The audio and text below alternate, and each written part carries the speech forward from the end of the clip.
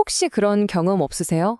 낡은 사진 한 장, 아니면 아주 오래된 글귀 하나를 봤는데 갑자기 가슴이 훅 내려앉으면서 시간이 멈추는 것 같은 느낌이요? 오늘은 바로 그 미스터리에 대한 이야기입니다.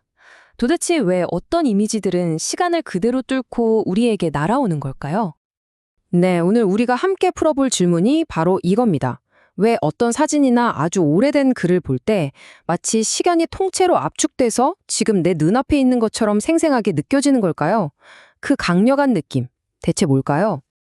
바로 그 느낌, 과거에서 날아온 것 같은 그 충격. 이게 바로 우리가 오늘 풀어야 할 수수께끼죠. 자, 그럼 첫 번째 단서부터 한번 찾아볼까요? 자, 첫 번째 단서는요, 좀 의외의 곳에 있습니다. 뭐냐면, 우리가 보는 이미지가 사실은 우리를 속이기 위해서 아주 정교하게 만들어진 신화일 수 있다는 겁니다. 이게 무슨 말이냐고요?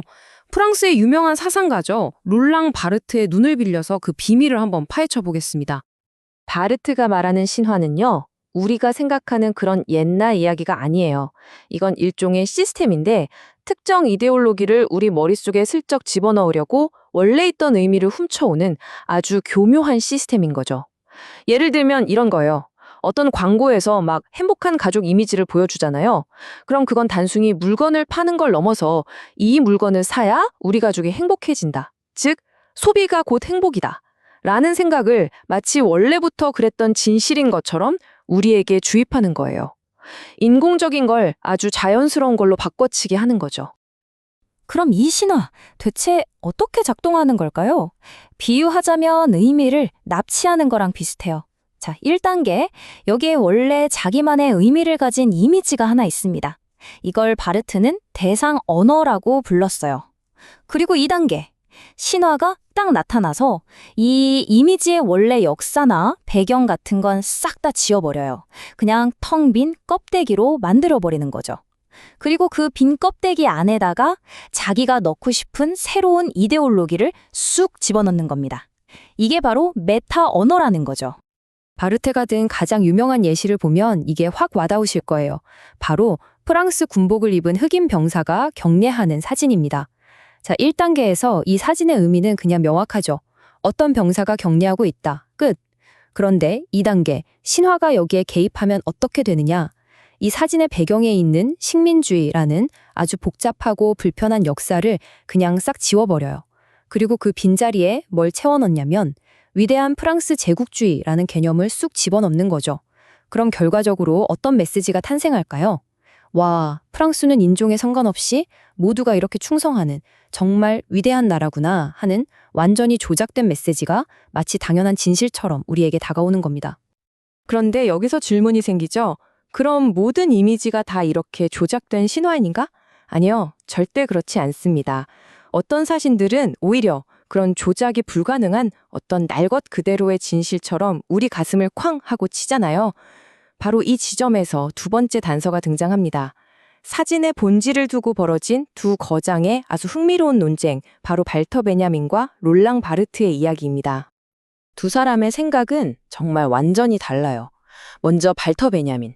이 사람한테 사진은 뭐냐면 이거 봐. 이게 바로 그때 그 장소에 진짜로 있었어 하고 외치는 흔들릴 수 없는 객관적인 증거예요. 일종의 우연성에 불꽃인 거죠. 반면에 롤랑 바르트는 사진을 볼 때마다 다른 걸 느껴요. 아, 이 순간은 이제 다시는 돌아오지 않는구나. 영원히 사라졌구나 하는 그 고통스러운 깨달음. 바르트는 이걸 그것은 존재했었다는 감정적인 충격이라고 표현합니다.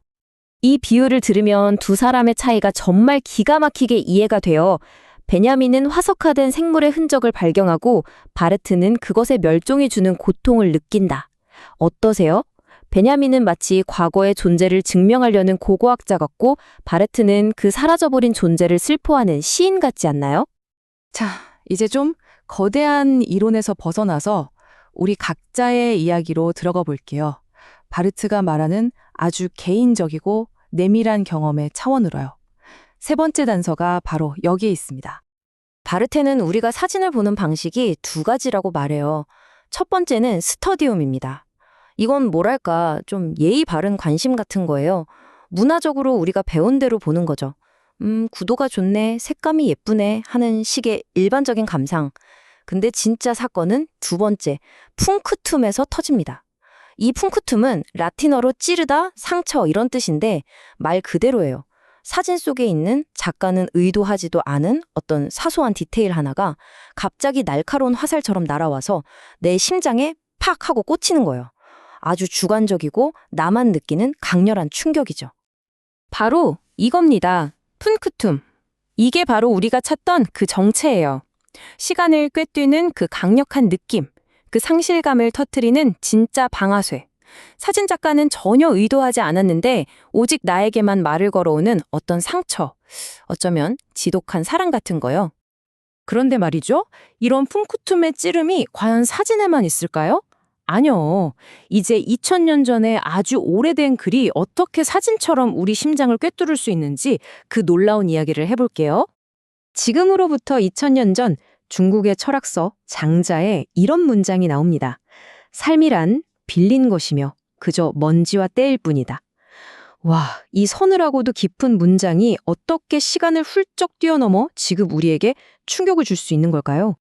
장자에 보면 골개숙이라는 사람이 나와요. 어느 날 갑자기 이 사람 몸에 아주 기이한 변화가 찾아옵니다. 보통 사람 같으면 난리가 났겠죠. 근데 이 사람은 처음엔 좀 당황하다가 이내 그 변화를 정말 놀라울 정도로 차분하게 받아들입니다. 그의 철학, 바로 관화의 핵심은 이거예요.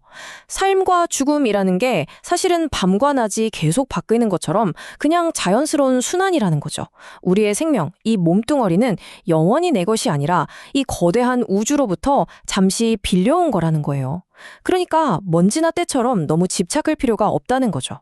이 모든 변화를 그냥 거대한 자연의 흐름으로 받아들일 때 그때 비로소 진짜 평화가 찾아온다. 정말 놀라운 해방의 메시지 아닌가요?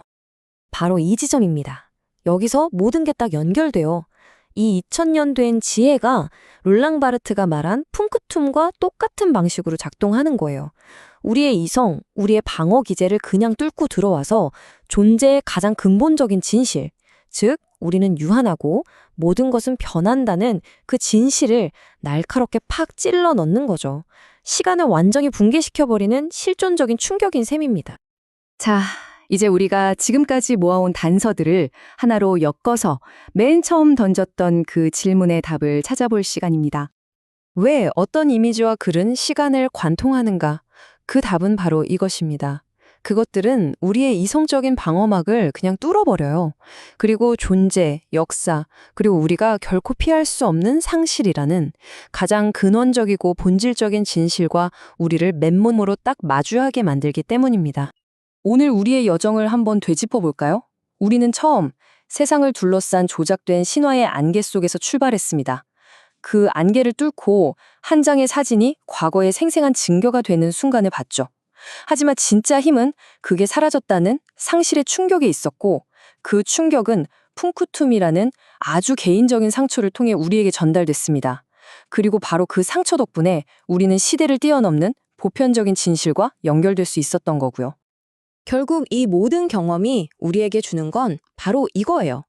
그 시간과 공간을 초월하는 강렬한 순간들은 우리 한 사람 한 사람이 이 거대한 인간성의 역사에 연결된 일부라는 걸 느끼게 해주는 거죠.